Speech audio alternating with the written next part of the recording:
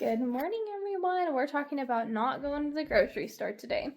So in our lives, we go to the grocery store constantly, right? Groceries are a necessity. Now, what I'm talking about is not a forever not going to the grocery store, just a temporary not going to the grocery store. And here's how we're doing it.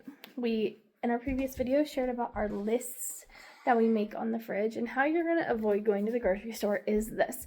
You are going to inventory your pantry, make a list of meals, and you are going to shop your pantry until you've dwindled down old stock. So maybe you don't have old stock, this doesn't apply to you then, but most of us have stuff in our pantry that has just been sitting for who knows how long, and it needs to be used. So here are some tips to how we do that. We take a look in our pantry, we note, oh, we have this, and this. And we have a small little pantry here. That little cupboard, that's all we have. Those two shelves, those are our pantry. And it still can get packed with so many things. So we take inventory of that. We make a list of meals that we can make, and then we stick to it. If you make a meal that you're like, oh, I don't have this for it, then just go to the store and buy that single item. But you work through your pantry, your fridge, and your freezer as much as you can. And sometimes we can get 2 to 3 weeks of meals out of that before we go to the store again. Now, what do we do with our grocery budget or our food budget in the time that we're shopping our home? We set it aside. We keep it aside so then when our pantry is cleaned out, let me go get her a tissue. We can go ahead and go stock that home back up again with things from places like Aldi, where it's very affordable and you can get a lot of bang for your buck. And then in 2 to 3 months, we do it again. This is probably one of the quickest videos I've made, and that's intentional.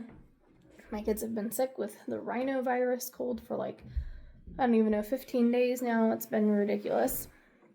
So I haven't had a lot of time, but doing this challenge in this time has been great. And then in a couple of days when we're down, I think we have maybe 5 meals left on the list. On here, I just cross them off as we do them. Does it look aesthetically pleasing and perfect? No. It's very useful and very helpful, and that is more important than being pretty. So try it, see if it works for your family, see if you're able to save yourself some money. And by saving money, what I mean is using the things you already spent your hard-earned money on, and your money is your time, so you don't want to be wasteful of it. And that is the mindset that I am having for this season of life. And then if you have leftovers from the meals that you make, freeze them or eat them until they're gone.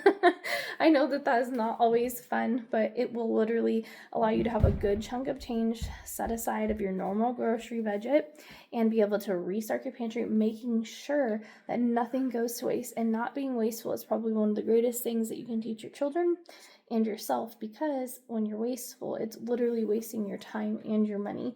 And so we really have enjoyed being able to do this, plus having a list on the fridge and freezer of meal ideas, snacks, breakfast, all that gives us an opportunity to visually see what it is that we have, because sometimes you just don't know.